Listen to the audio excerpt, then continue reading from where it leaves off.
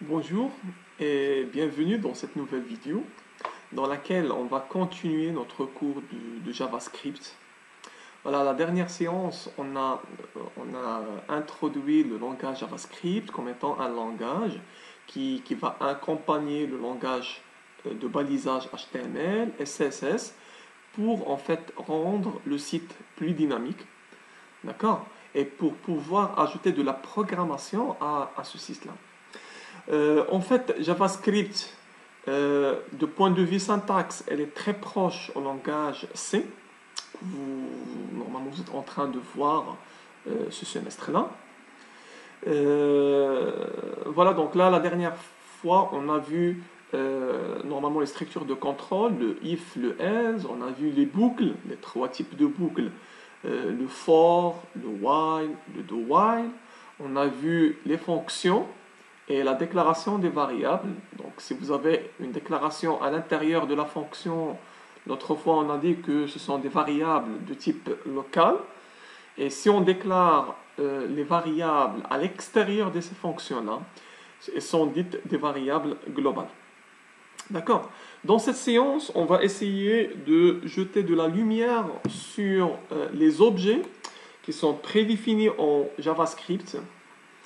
Voilà, donc JavaScript, il faut savoir que c'est un langage qui est basé sur des objets. En fait, l'objet global, c'est object. Mais bien évidemment, vous avez d'autres objets. Vous avez l'objet array, les tableaux. Vous avez boolean, date, function, image, number, string, etc. Donc, cette séance, on va essayer de voir l'ensemble de ces objets-là. Mais avant, donc là, il faut savoir qu'il y a un opérateur qui s'appelle typeof qui nous permet, donc ça c'est un opérande, qui nous permet de savoir le type à un certain moment d'une variable. La dernière séance, on a dit que les objets, ou bien le langage JavaScript en général, c'est un langage qui est non typé. Ça veut dire que je ne suis pas obligé de déclarer le type d'une variable lorsque je veux la manipuler. Du coup, là, je peux mettre var, une variable, le nom de la variable x est égal, et je commence à affecter sans indiquer en fait quel est le type de cette variable. Et donc là, à un certain moment, si je veux savoir et connaître quel est le type, je devrais normalement utiliser l'opérande typeof. Donc typeof, ça permet de retourner en fait le type de notre variable. Ok, donc là en parallèle, je vais essayer normalement de faire des démonstrations sur les exemples que nous sommes en train de voir dans notre cours. Voilà. Voilà, donc ici, normalement ça c'est un nouveau projet. Donc je vais créer une page HTML. Donc index. Voilà, donc là je vais normalement écrire notre squelette de la page HTML de type 5. Donc là je vais supprimer ça, ces deux lignes. Donc exemple de cours JavaScript. En fait, lorsque je veux intégrer normalement un script de JavaScript dans notre page HTML, en fait, on a deux manières de le faire. C'est comme en CSS. Donc là, la manière, normalement, la première manière, normalement, pour intégrer le script, c'est d'utiliser le script, la balise script. Et ici, je peux normalement écrire mon script. Quoique, normalement, toujours, je préfère séparer tout ce qui est HTML avec tout ce qui est CSS, avec tout ce qui est, en fait, JavaScript. Donc, c'est pour cela que j'opte toujours, normalement, créer un fichier séparé de script JavaScript. Donc, par exemple, ici, on va le nommer code. Donc, automatiquement, il va lui affecter l'extension .js. Alors, donc là, ici, j'ai le droit d'écrire, en fait, mon script. Donc maintenant, pour faire le lien de cette page-là index.html avec code.js. Donc, toujours dans la balise script, je vais indiquer la source, et qu'il s'agit en fait de code.js. Donc, ça se trouve sur le même niveau. Donc, faites attention, ici, on n'a pas le droit d'écrire le code. Donc, maintenant, cette balise, ça sert uniquement pour faire le lien avec le fichier code.js. Voilà, maintenant, j'ai le droit d'écrire mon code ou bien mon script. Donc, je vais commencer tout d'abord à déclarer une nouvelle variable, var, x par exemple, est égal, je ne sais pas, titre par exemple. Voilà. Donc, en fait, c'est une chaîne de caractères que je viens d'affecter. Donc, normalement, pour indiquer le type, on a dit qu'on doit utiliser le type of x. Donc, ça permet en fait, de retourner en fait le type de notre variable x. Voilà. Maintenant, pour afficher, on a plusieurs manières. L'autre fois, on a vu alerte, normalement la fonction alerte. Donc, alert type of x. Donc, ça permet d'afficher en fait le type de x. Et on va utiliser la même variable x est égal cette fois-ci 10, par exemple. Donc, ça c'est un entier, un numérique. Voilà. Je vais reprendre de la même manière et je vais afficher. Donc, x. Donc là, je disais, là, je peux mettre x plus et de type, voilà, justement normalement, pour indiquer la valeur ici, titre par exemple, et de type, voilà, ça, elle va retourner le type de x. Donc, de la même façon, x est de type, bon, x ici maintenant, c'est 10. X est de type type of x. Voilà, donc là, j'enregistre, je retourne sur HTML, la page HTML. Donc là, je lance.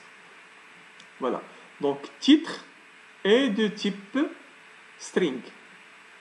Ok, donc là, il faut formater un petit peu l'expression. Voilà, donc là, je vais ajouter ici des espaces avant et après. Voilà. Voilà, donc je vais recharger en fait notre page. On va recharger notre page. Bon, vous voyez, titre est de type string. D'accord? Maintenant, le deuxième message, 10 est de type number. Vous voyez, donc ça, il s'agit de la même variable x. D'accord? Il s'agit de la même variable x.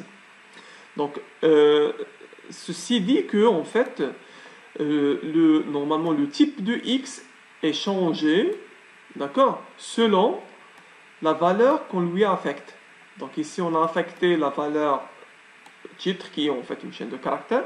Donc, c'est normal qu'il soit en fait string. Ici, vous avez number. Et donc, bien sûr, c'est normal qu'il soit en fait du type number. Voilà. Donc, ceci dit que ça, c'est un langage qui est en fait non typé. On n'est pas obligé d'indiquer en fait le type pour déclarer une variable.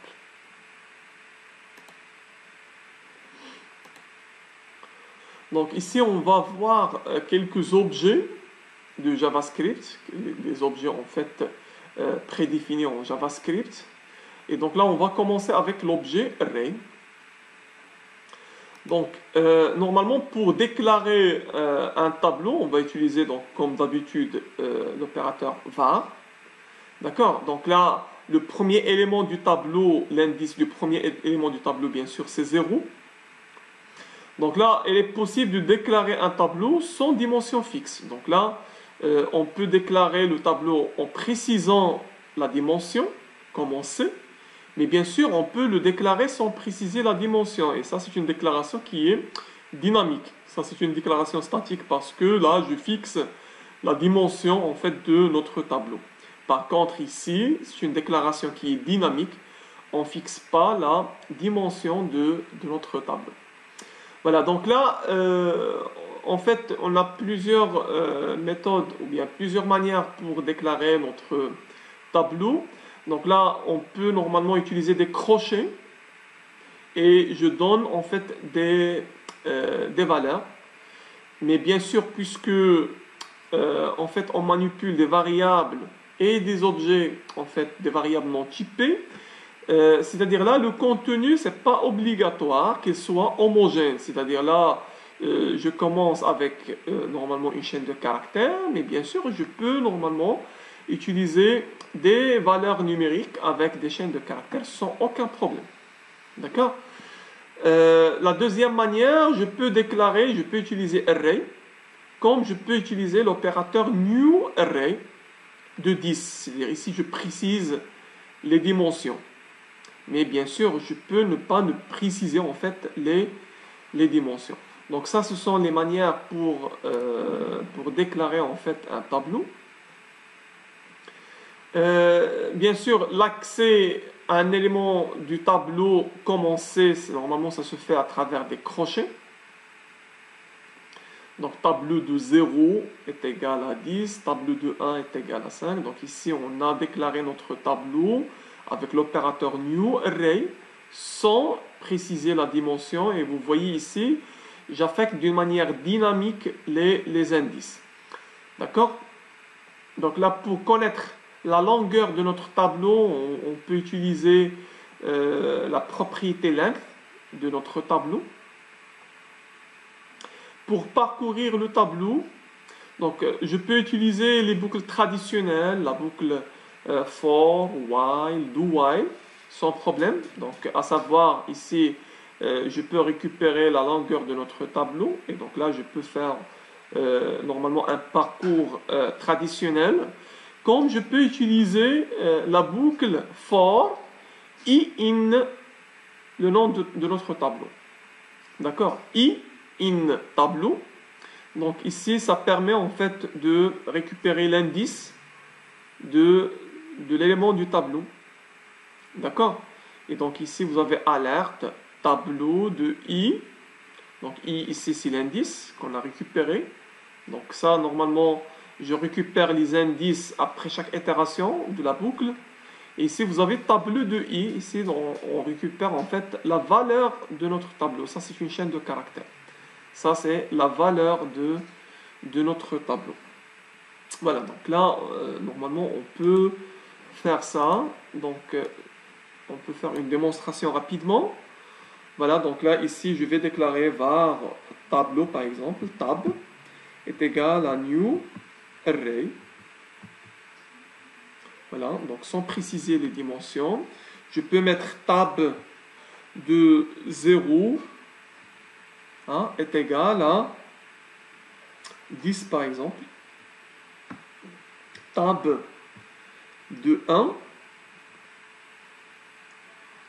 est égal, et là je vais écrire bonjour si vous voulez, normalement pour changer le type, juste pour tester. Voilà. Donc là, ici, pour parcourir ce tableau, on a dit que je peux le faire d'une manière traditionnelle. For var i est égal à 0. I inférieur, puisque je peux connaître la longueur de notre tableau, donc c'est tab.length. Ok. Donc vous avez ici i++, c'est la même syntaxe que C. Et ici, je peux mettre alerte. Voilà, donc ici, je vais mettre tab. Ça, c'est une chaîne de caractères. D'accord? Donc ici, je concatène avec quoi en fait? Je concatène avec le i pour indiquer l'indice. Puis, je concatène avec le crochet pour fermer est égal plus. Ça, c'est en fait, c'est tab de i. Tab de i. Voilà. Donc, ça, c'est normalement, ça, c'est une manière. Ça, c'est une manière pour parcourir un tableau. Donc, on va la tester.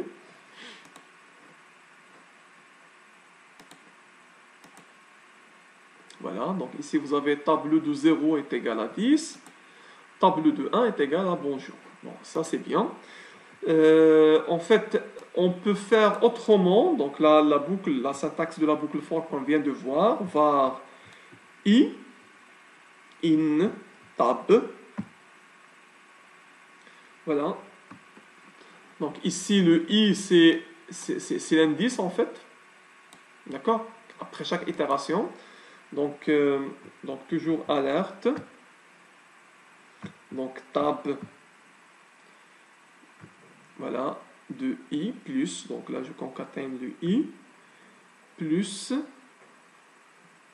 donc là je ferme, est égal, plus, voilà, plus, tab de i. Voilà, ce sont deux manières en fait pour parcourir le tableau. Donc j'enregistre, j'actualise. Voilà, donc le même résultat. Donc les deux boucles. Voilà. Donc je reviens sur le cours.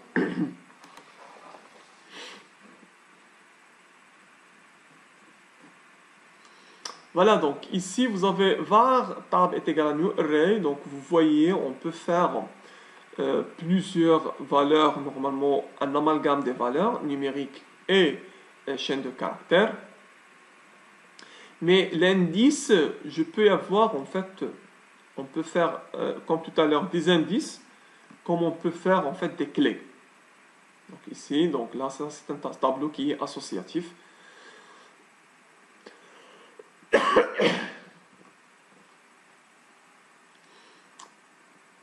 Donc alerte, vous avez table de nom ici. Donc là, normalement, on peut faire appeler à travers la clé de notre table.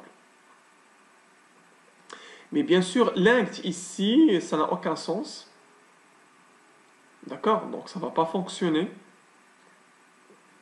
Parce qu'on n'a pas des indices ici. Donc du coup, la manière la plus utilisée, c'est le for in qu'on a vu tout à l'heure. Ici, donc là, pour le array, il faut savoir que ça permet de déclarer un tableau unidimensionnel, c'est-à-dire une seule dimension. Mais bien sûr, je peux normalement je peux créer autant de tableaux unidimensionnels. Et après, donc là, ici, vous avez morpion est égal à new array. D'accord? Donc, c'est comme si vous allez déclarer un tableau dans lequel chaque ligne ici, ça va correspondre à un autre tableau. D'accord? Donc là, vous avez morpion, donc cette ligne-là. Chaque case, normalement, correspond à une autre ligne. Donc, ça permet en fait de déclarer un tableau de D.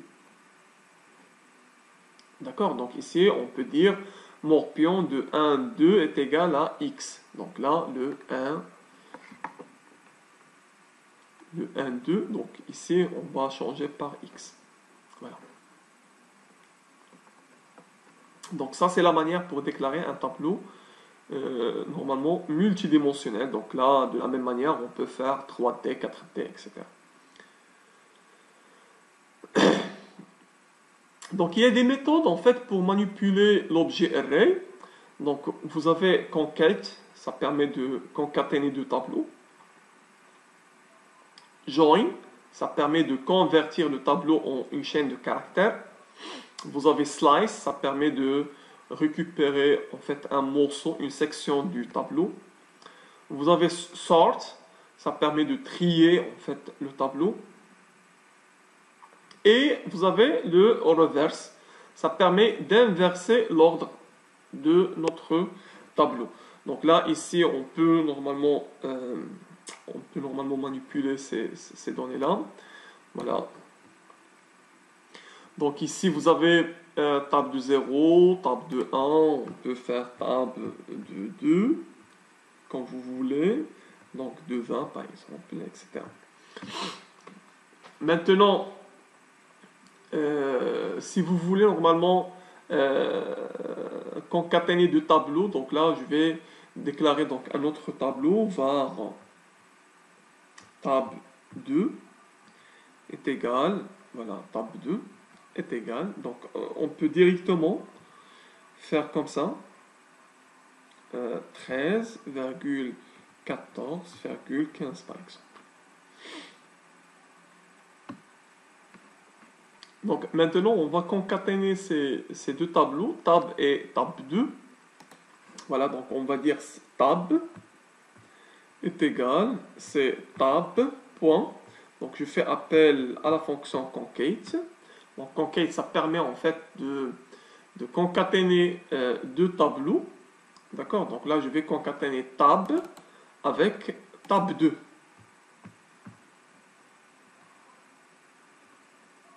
Voilà. Maintenant, pour parcourir le tableau tab, donc for var I in tab. Ici, je vais normalement afficher avec alerte tab de I, tout court. Voilà, on va tester. Voilà, donc là, a priori, vous avez les trois premiers éléments de tab et le reste, 13, 14, 15, ce sont des éléments de tab 2. Voilà.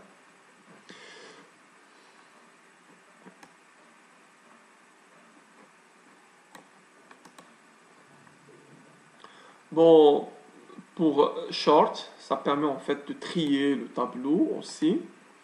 En fait, on peut normalement, je peux faire tab est égal à tab.short.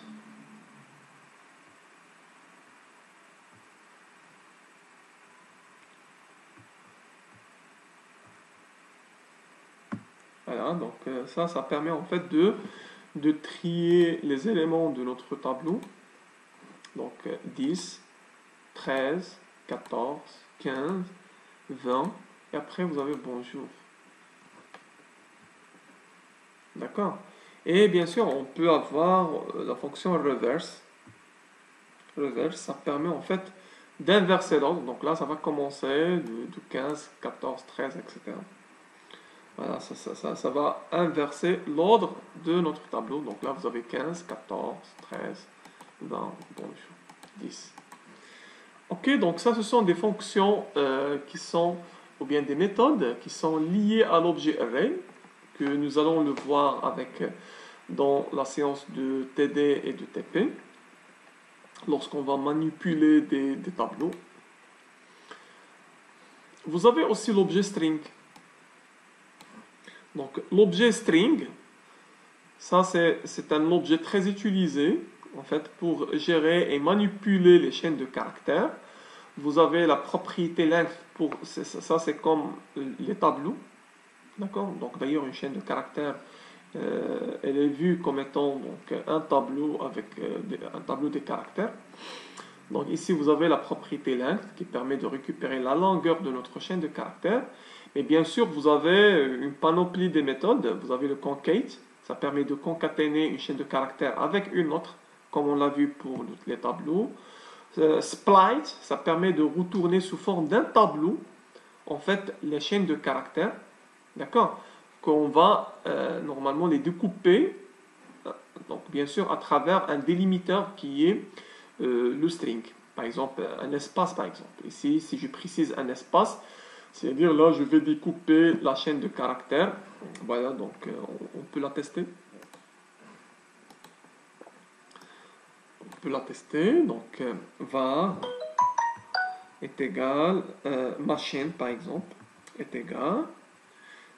Bonjour les étudiants de SMI S3 par exemple.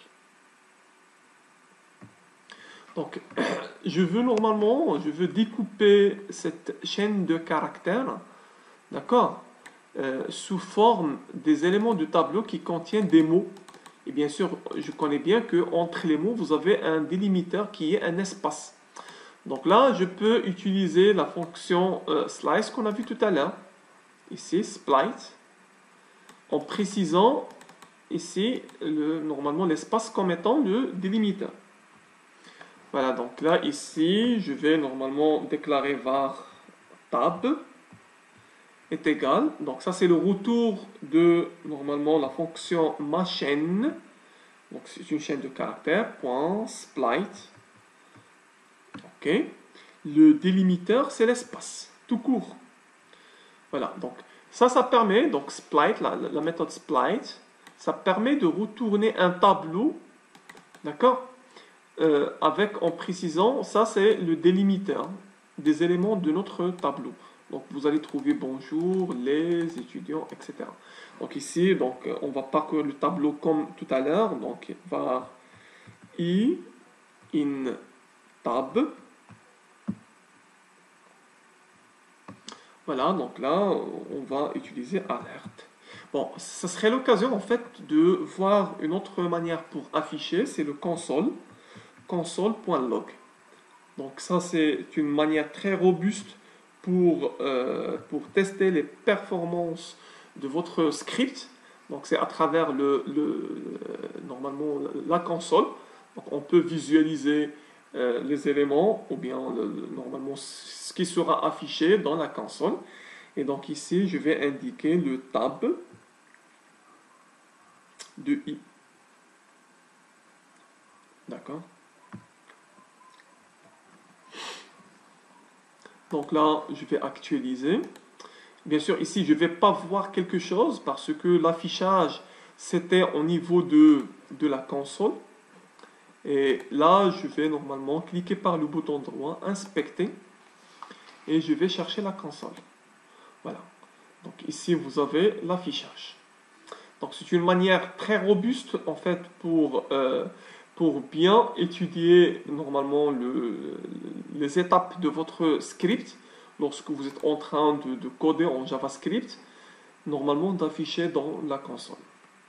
Donc là, vous voyez bien qu'il s'agit en fait d'un tableau. Donc là, vous avez les éléments, bonjour les étudiants de SMI S3, parce que là, le délimiteur, en fait, c'était un espace. D'accord?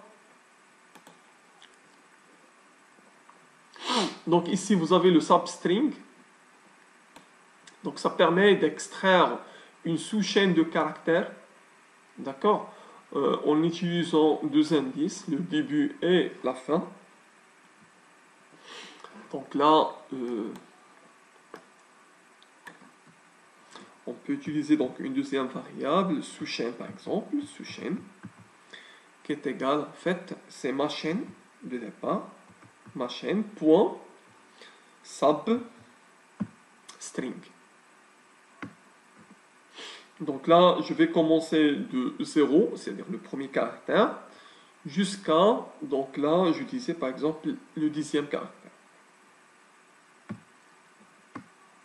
Donc console, toujours, je mets console, point, log, sous-chaîne. J'enregistre. Voilà, j'actualise. Vous avez ici le bonjour. Donc ça, c'est le premier, deuxième, troisième, quatrième, cinquième, sixième, septième, huitième, neuvième et 10e caractère. Voilà.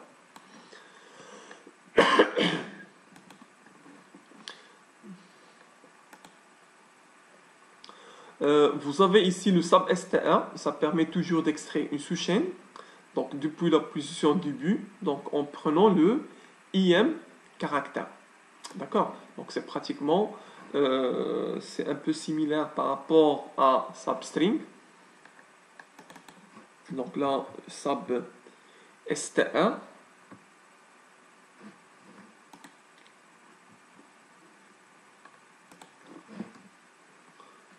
J'actualise, voilà. Donc même résultat. On peut récupérer un caractère dans une position donnée, donc à travers le char@, le index of. Donc là, je peux normalement situer une sous-chaîne, c'est-à-dire la position d'une sous-chaîne. Si ça ne se trouve pas, cette sous-chaîne de caractères dans la chaîne, elle va normalement retourner le -1. Donc on va tester ces fonctions. Voilà, donc là, je peux récupérer, donc, comme char@, par exemple. Donc, char@, c'est-à-dire là, je vais récupérer le deuxième caractère. Voilà. Ça, c'est le deuxième caractère. Voilà, c'est O. Bonjour, BO. Donc ici, on va tester la deuxième fonction.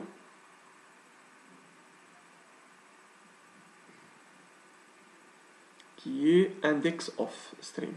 Donc c'est index. Donc ici c'est machine, point. Index of. Voilà, donc là, ici, c'est normalement, je dois préciser une chaîne de caractères. C'est-à-dire là, je vais chercher, par exemple, l'indice de les qui est là. Donc là, il va me donner, en fait, l'indice qui est normalement de 0, 1, 2, 3, 4, 5, 6, 7, donc 8. Voilà, donc c'est 8. Ben, s'il ne le trouve pas, supposons que je vais mettre ici D, donc il va retourner -1 en fait, pour dire qu'il n'a pas trouvé la sous-chaîne. Voilà, c'est -1 parce qu'il n'a pas trouvé la sous-chaîne de caractères. Bon, last index of, ça va normalement vous récupérer parce que d'ailleurs, ici, bon, si vous avez par exemple une deuxième fois, les deux sections par exemple. Bon, si vous avez les deux fois, ici, si je vous précise les, il va normalement vous récupérer la position de la première occurrence qui est en fait dans la position 8. Voilà, on va tester. Donc c'est 8, c'est la première occurrence. D'accord? Ben, normalement, c'est last index of, c'est le dernier, bien sûr. Last index of. Il va vous donner la dernière, voilà, donc...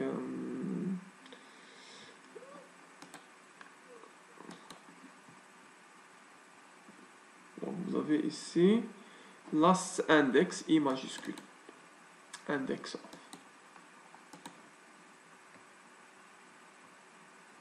Voilà, donc j'enregistre. Voilà, c'est 32.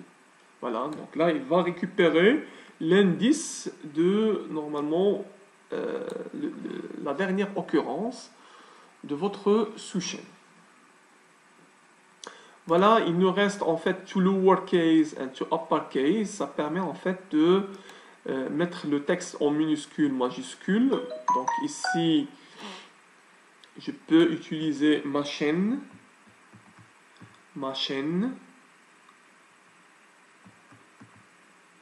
point to lower case ou bien to uppercase. Donc to uppercase, ça permet de convertir cette chaîne de caractères comme étant normalement en majuscule.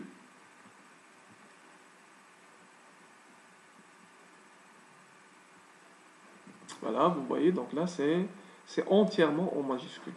Bien sûr, on peut la convertir en minuscule, donc là to upper, donc là vous avez to lower case. Voilà. Donc, on va la convertir en minuscule.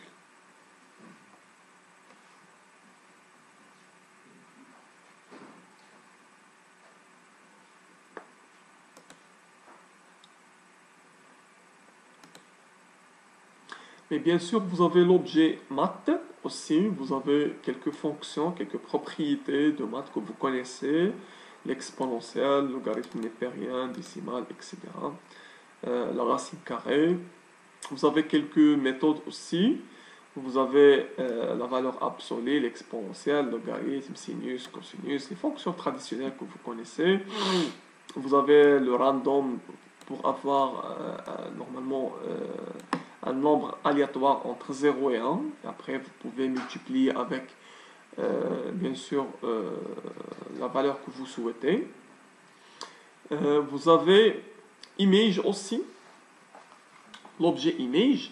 Donc là, l'objet image, ça permet en fait, donc déjà, elle a des propriétés complete, pour savoir si le chargement il est complet. Vous avez le width, vous avez le height, vous avez la source. Et bien sûr, vous avez le constructeur si vous voulez déclarer donc là un objet image, soit en précisant en fait, les dimensions de l'image, ou bien sans préciser les dimensions de l'image. Donc ici, vous avez un exemple. Ici, vous avez image. On va déclarer donc là un nouveau objet de type image. D'accord? Donc là, image.source est égal. Donc là, je vais affecter une image. Donc ça, c'est ce qu'on appelle le préchargement de l'image. D'accord? Après, donc là, on load. C'est-à-dire là, lorsque vous aurez donc là, c'est-à-dire lorsque votre image elle est en train d'être chargée, bien sûr, on va affecter donc là une fonction. C'est-à-dire lorsque l'image est chargée, mais bien sûr, donc là, je vais normalement déclarer document image12.source est égal à image.source. Ça veut dire ici, je vais normalement affecter cette image-là qu'on a déjà préchargée. Je vais normalement l'affecter à l'image de notre page HTML. Donc là, l'image 12 de notre page HTML. Donc là, on peut normalement faire ce petit programme. Donc ici, vous avez... Bon, voilà, donc désolé. Donc ici, on peut déclarer donc ici une image. D'accord?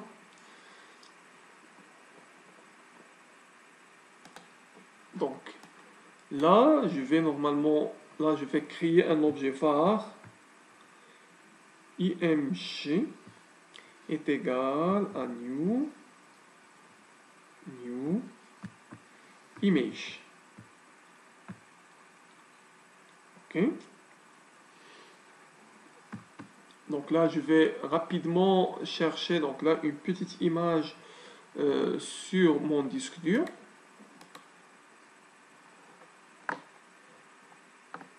Voilà, donc là, je peux normalement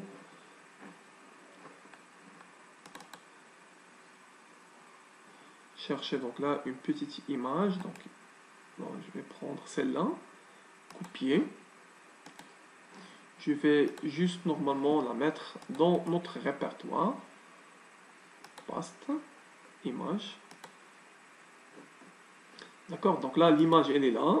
Donc là je vais mettre img.source est égal. Bien sûr, puisque sur le même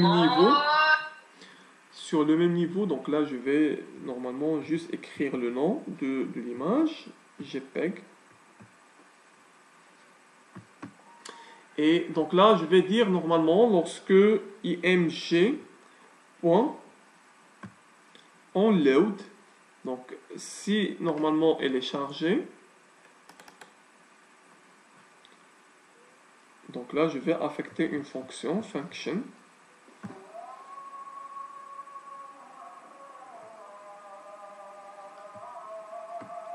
Donc ici, on va mettre document. Donc le tableau des images que vous avez, donc c'est image. Et puisque vous avez ici un tableau, donc là, puisque vous avez une seule image, donc là c'est 0. Donc un seul élément qui est celui-là. Vous avez une seule image, un seul élément HTML. Voilà, donc de 0, point, source est égal, donc votre image, l'objet image qu'on vient de créer, point source. Bon, point source, c'est-à-dire on va récupérer cette image-là. Autrement dit, qu'est-ce qu'on a fait ici? On a dit que lorsque on est sûr que l'image a été bel et bien chargée, d'accord, on va affecter normalement la source de cet objet que normalement déjà on a prédéfini, on a normalement téléchargé le fichier, et on va lui affecter en fait à notre image ou bien à l'élément image qui se trouve dans notre page HTML. Et bien sûr, donc là, on va affecter à son source, puisque j'affecte ici la source avec la source de l'image. Voilà, donc là, on va tester. Voilà, donc ça, c'est notre image. Donc là, je suis sûr que l'image a été trouvée avant qu'elle soit affichée sur notre navigateur. Voilà, ça, c'est un exemple de l'objet image. Sinon, vous avez aussi l'objet date. D'accord? Donc ici, je peux récupérer la date avec l'objet new date. Et bien sûr, je peux récupérer le jour. En fait, je peux récupérer la date entière, le mois avec get month, l'année, get year. Et je peux récupérer l'année entière, donc la full year. Je peux récupérer le hours, le minutes, le time, etc. Donc tout ça, je peux le récupérer avec l'objet date. Donc ici, je peux mettre var date est égal à new date. Donc là, je vais faire appel à notre objet date. Donc par suite, donc là, je peux mettre console.log.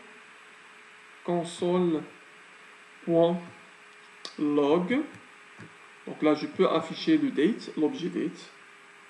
Donc ça contient vraiment un certain nombre d'informations. Voilà, donc je fais inspecter console. Voilà, donc là vous avez donc un certain nombre d'informations. Ok, mais bien sûr, donc là je peux afficher que les informations, par exemple get full year. Par exemple, donc ça va afficher uniquement 2020. D'accord. Je peux récupérer get uniquement date. Voilà, donc là vous avez le 27. On est le 27. .get. Donc ici vous faites get et vous avez normalement l'ensemble des fonctions que vous pouvez normalement utiliser. Voilà, donc get time par exemple. Ici vous avez normalement, ça c'est le temps converti en millisecondes. D'accord. Donc vous avez, donc là, get hours, get minutes, on peut normalement concaténer, donc là les heures avec 18, avec 31, get hours, plus ici je peux concaténer avec, donc là je mets 2 points, plus date, point, get minutes par exemple. Ok, donc ça va récupérer l'heure et la minute. Voilà, c'est 18, 32, etc. Voilà, ça c'est l'objet date en fait. Et bien sûr, on va terminer avec les fonctions supérieures. En fait, ça existe, vous avez des fonctions qui sont supérieures. Supérieures, c'est-à-dire que ce sont des fonctions qui sont liées directement à l'objet global qui est window. Vous avez le eval pour évaluer une chaîne de caractères. Vous avez isFinite pour savoir si un nombre est fini ou non. Vous avez is not a number. Parse float pour en fait faire pour normalement faire le casting d'une chaîne de caractères vers normalement un réel, ici pour un entier. Voilà, donc là vous avez un exemple. Donc si je prends par exemple 25, donc si je mets document.write, ça c'est une méthode pour afficher aussi sur le document, isFinite mat.log de 0. Donc là on sait bien que mat.log de 0, c'est normalement c'est infini. D'accord. Donc ça va retourner le false. Donc ça n'a aucun sens. Ici vous avez quelque chose, je crois. En fait il y avait quelque chose qui manque avant. Voilà, donc de toute façon, donc là le 25 ça n'a aucun sens maintenant. Si vous avez document.write isFinite, donc ici je peux prendre par exemple voilà,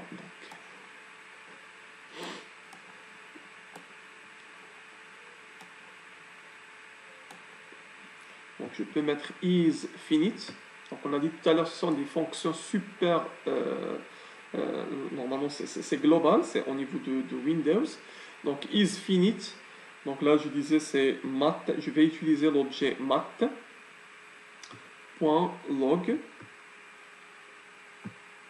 Et bien sûr, je vais utiliser le 0. Parce que je sais bien que ça, c'est infini. Donc là, ça renvoie false. Bon, si vous avez donc un nombre quelconque, sauf 0, vous avez true. D'accord? Donc, deuxième exemple, vous avez is not a number. Donc, ABC, bien sûr, donc ça, c'est pas un nombre. Donc, ici, is not a number. Donc, ici, on teste si, normalement, par exemple, une variable, donc je disais, par exemple, x var x est égal bonjour. Et si je veux faire un test, ça c'est un entier ou non, donc là je peux utiliser is not a number, x, d'accord? Donc c'est true parce que c'est pas un nombre, parce que is not a number, c'est pas un nombre, d'accord? Mais si je mettais par exemple 10, donc c'est false, ok? Donc ici vous avez document.write. Donc là on voit bien que en fait ça c'est une chaîne de caractères que je vais concaténer avec 2. D'accord? Donc ici vous avez en fait on a une chaîne de caractères que je concatène avec 2. Donc évidemment ça va normalement ça va se considérer comme étant une chaîne de caractères l'ensemble. Et donc là, il va ajouter le 2 à la fin. Mais bien sûr, ici, je peux normalement convertir ça. Je peux faire le casting. Je peux convertir ça. Et je vais utiliser normalement la fonction parse float. Parce que normalement, ça c'est un...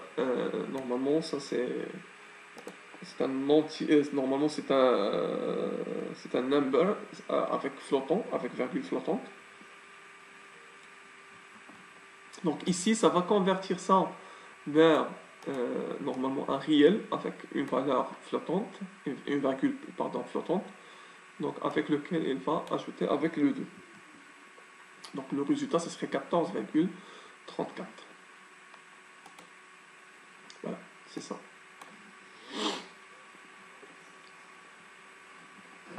Ok, donc là, on termine ces séances avec ces fonctions supérieures.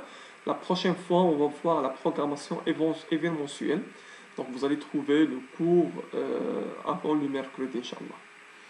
Donc, merci pour votre attention et à très bientôt.